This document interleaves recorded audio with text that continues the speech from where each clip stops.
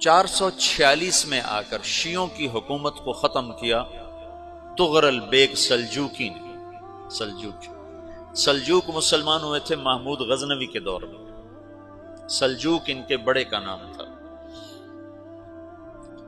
تو ایک دفعہ محمود غزنوی نے سلجوک سے پوچھا اگر مجھے تیری مدد کی ضرورت ہو تو کتنے آدمی پیش کر سکتے ہو؟ تو اس نے ایک تیر دیا، کہا یہ ایک تیر ہے میرا،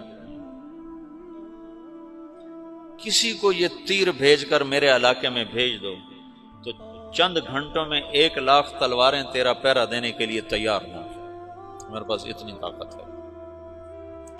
تو یہ سلجوک کی نسل میں تھا تغرل بیگ۔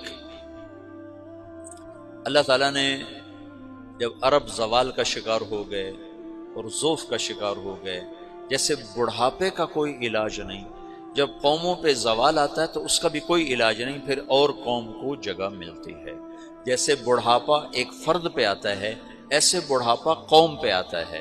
قوم کا بڑھاپا جوانی میں نہیں لوٹ سکتا، جیسے فرد کا بڑھاپا جوانی کی طرف نہیں لوٹ سکتا، قوم کا بڑھاپا جوانی کی طرف نہیں لوٹ سکتا، کوئی علاج نہیں، نئی نسل کا آنا ہی علاج ہے۔ تو عرب دھل چکے تھے، 600 سال بہت ہوتے ہیں حکومت کو، اپنی صفات گم کر چکے تھے، اب نئے خون کی ضرورت تھی۔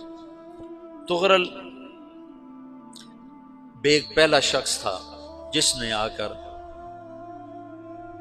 اہل سنت والجماعت کو استحکام بخشا، شیعوں کی حکومت کو ختم کیا، بغداد سے، شام سے، ان سارے علاقوں سے۔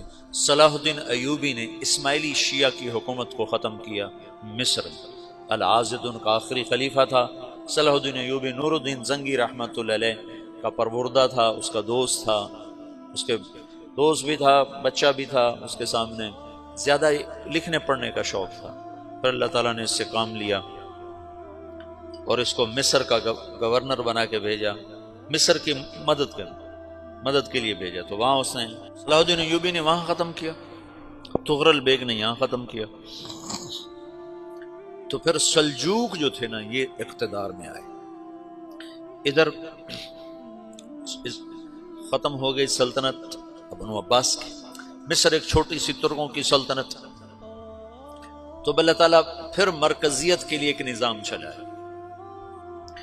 دو لشکر آپس میں لڑ رہے ہیں ایک میدان میں، ایک جنگلی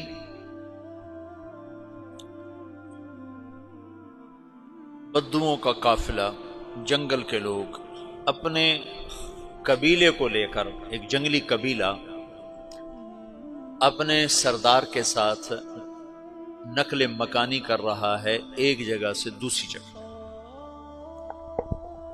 اللہ کا نظام کہ یہ لوگ چلتے چلتے چلتے اس وادی میں پہنچ گئے جہاں جنگ ہو رہی ہے، دو لشکر آپس میں لڑ رہے ہیں۔ جب یہ وہاں پہنچتے ہیں تو ایک لشکر کے قدم اکھڑ رہے ہیں اور دوسرا غالب آ رہا ہے۔ ان کو نہیں پتا شکست کھانے والے کون ہیں اور فتح پانے والے کون ہیں، ان کو نہیں پتا۔ اس جنگلی قبیلے کے سردار کا نام بھی تغرل ہے، تغرل۔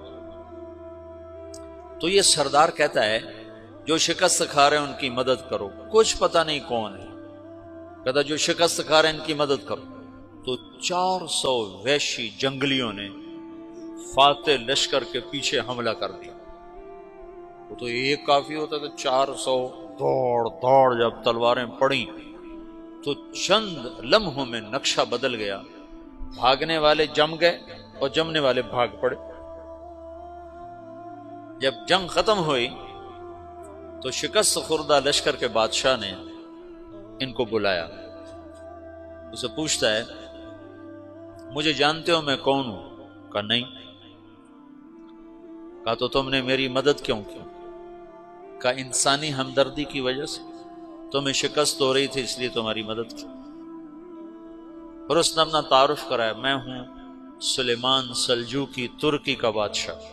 مسلمانوں کا لشکر تھا اور تاتاریوں سے شکست کھا رہا تھا، تاتاری فتح پا رہے تھے، مسلمان شکست کھا رہے تھے۔ تو وہ اللہ کی غیبی مدد بن کر آئے، تو وہ اس سے کہتا ہے میرے ساتھ رہنا پسند کرو گے؟ تم نے میرے اوپر احسان کیا ہے، میں اس کا بدلہ دینا چاہتا ہوں، میرے ساتھ رہنا پسند کرو گے؟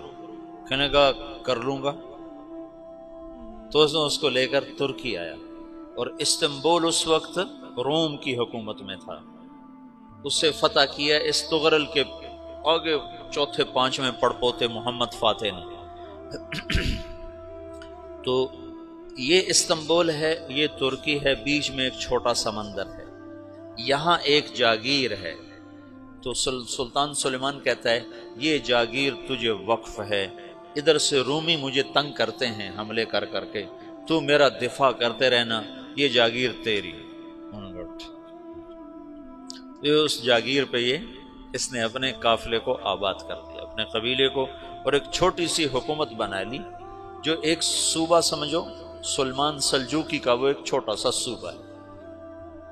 وہاں جب یہ رہ پڑا تو پھر یہ ایک شیخ کے بیت ہوتا ہے، وہاں شیخ طریقت ہے، ان کے یہ بیت ہونے جاتا ہے، وہ اس کو رات اپنے پاس ٹھہراتا ہے، تو ایک کمرے میں ان کو ان کا خادم ٹھہراتا ہے۔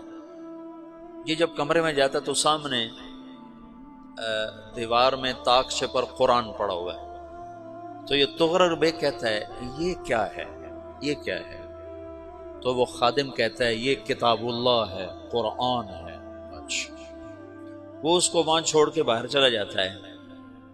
وہ دیہاتی آدمی، جنگل کا رہنے والا، پہلی دفعہ زندگی میں قرآن دیکھا، وہ کہتا ہے یہ قرآن ہے، اللہ کی کتاب ہے، میں اللہ کی کتاب کے سامنے سو جاؤں، کتنی بے ادبی ہے۔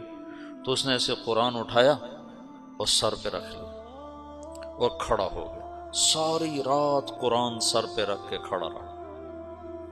رات کے پچھلے پہر اس کو خواب آیا،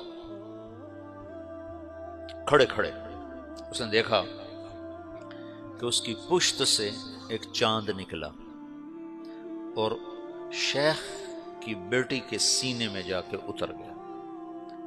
پھر اس لڑکی کے سینے سے ایک درخت نکلا جو پھیلتے پھیلتے پھیلتے 3 بر اعظم پہ چھا گیا، افریقہ پر، یورپ پر، ایشیا پر۔ پھر اس کی آنکھ کھل گئی، وہ کھڑا ہوا ہے، تو اس نے صبح یہ خواب اپنے شیخ کو سنایا، تو انہوں نے اپنی بیٹی اس کے نکاح میں دے دی۔ اس بیٹی سے ایک بچہ پیدا ہوا، تغرل بیگ نے اس کا نام رکھا عثمان، عثمانی ترک نام سنا ہوا، جو میں نے کل بتایا تھا کہ 1924 میں وہ خلافت ختم ہوئی۔ تو ایک بیٹا پیدا ہوا عثمان۔ عثمان نے پھر ایک نئی اسلامی حکومت کی بنیاد رکھی جو 1924 تک چلتی رہی، کوئی 800 سال یہ حکومت چلی۔ تو حکومت کا شیرازہ بکھرا، لیکن پھر جڑ جاتا تھا، اور وہ قرن اول والا جوڑ کبھی نہ پیدا ہوا، ٹکڑے بن گئے۔ ان ٹکڑوں میں اللہ لوگ پیدا کرتا رہا جو دعوت دیتے رہے، دعوت زندہ رہی۔ جو تربیت کا نظام تصوف کے ساتھ تھا اب وہ تبلیغ کے ساتھ